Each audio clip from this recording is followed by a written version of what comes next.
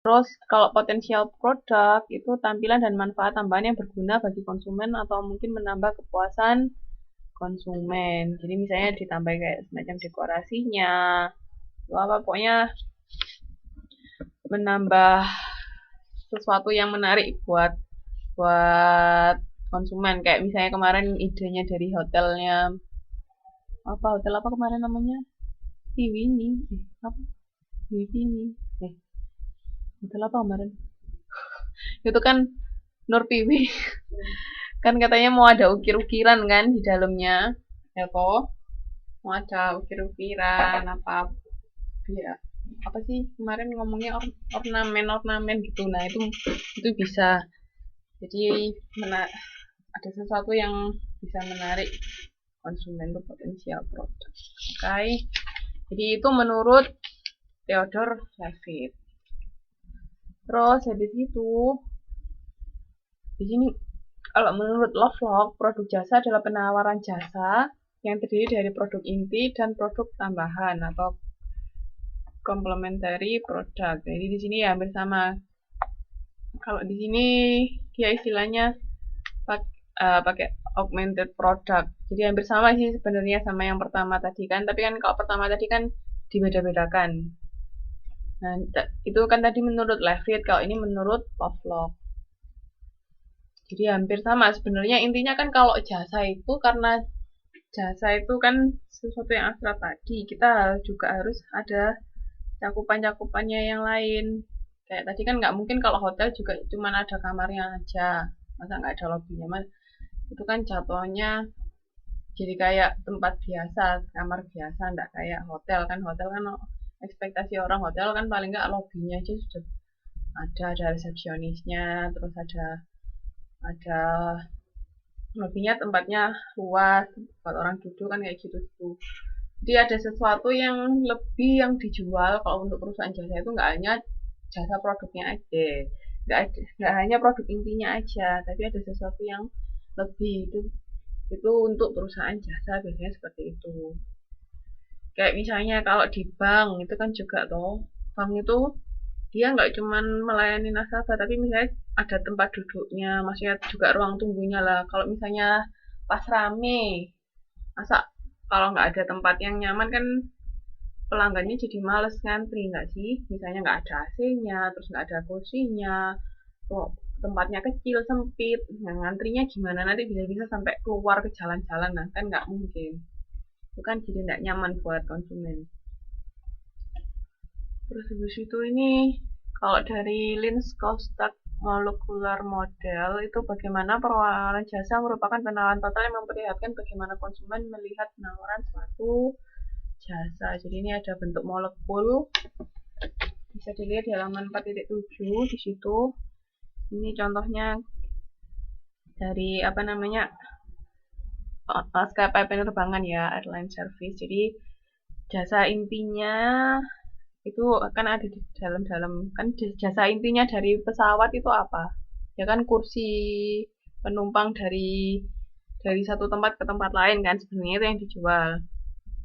Nah, terus di sini di dalam situ ada elemen berwujud sama tak berwujud. Kan kayak yang saya bilang karena jasa itu sifatnya abstrak, itu harus ada sesuatu yang berwujud yang bisa menggambarkan bahwa jasa ini ada, eksis gitu. Nah, itu jadi kan elemen berwujudnya pesawatnya. Kan bisa kelihatan, kan nggak mungkin pesawatnya nggak kelihatan. Gimana caranya terbang, ayo. Kan gede nih kalau pesawatnya nggak kelihatan. Mau terbang nggak Mbak kalau pesawatnya nggak kelihatan?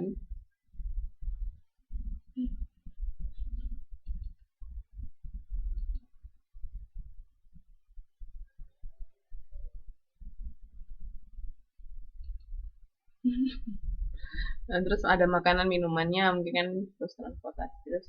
Nah, yang nggak berwujudnya itu layanan dari pramugari, terus misalnya layanan kayak ada info kalau misalnya mau mau take off apa mau landing itu kan nggak boleh ke kamar mandi, pokoknya diberitahu info-info apa tentang selama penerbangan. Terus kalau kita butuh apa-apa pramugarinya siap sedia, itu elemen tidak berwujud. Gitu. Oke, jadi di sini ada elemen berwujud sama ndak berwujud ya. Ini untuk molekular. Nah, sekarang ini ada dari Lovelock itu ada yang namanya the flower of service. Jadi intinya sebenarnya sama sih dari beberapa pemikirannya akademisi ini.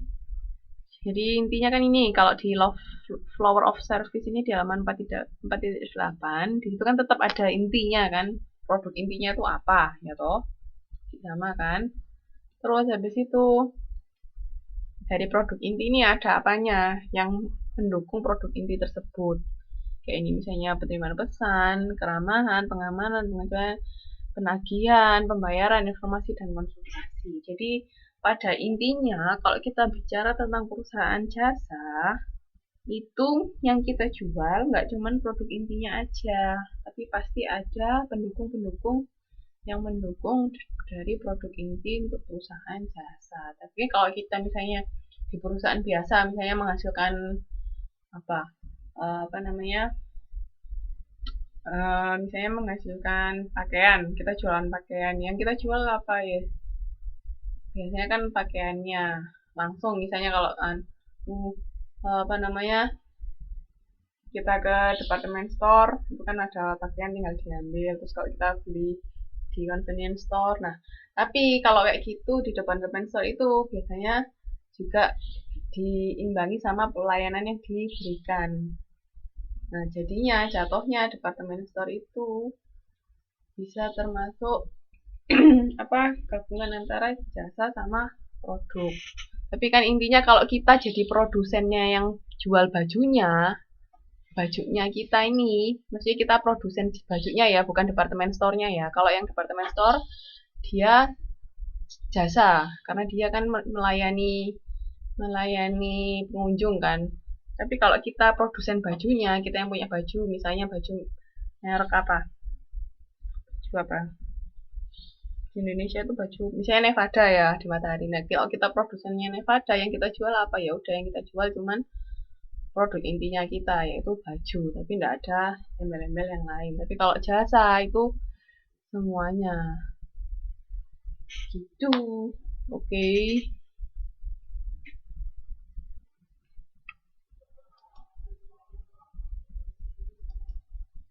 Ya, putus-putus.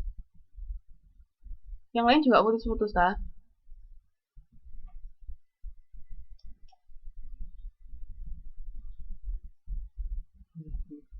Mungkin internetnya Mbak Dicil.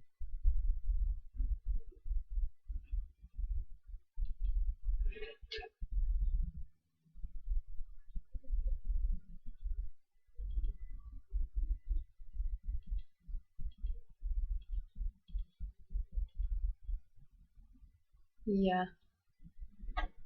Oke. Terus di sini ini untuk merek dan diferensiasi. Jadi dari Avicii Ghost ada 3 merek ya.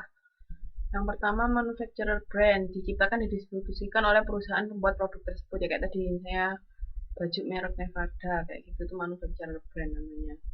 Terus kalau house brand itu merek yang dikembangkan oleh toko tempat produk dijual. Ada yang tahu contohnya nggak?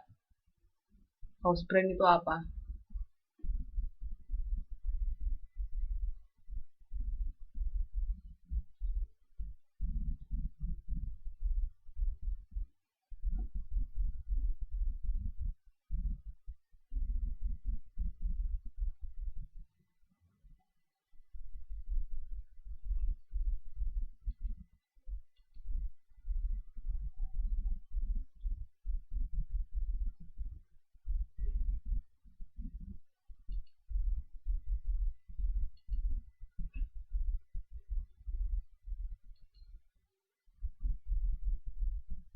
Iya, jadi kayak ada produk merek 7-Eleven. Berarti iya, itu namanya house brand, bukan manufacturer brand. Jadi brandnya apa namanya, produknya itu pakai brand tempat produk itu dijual. Nah, kalau generic brand itu berarti dia tidak ada mereknya. Nah, ini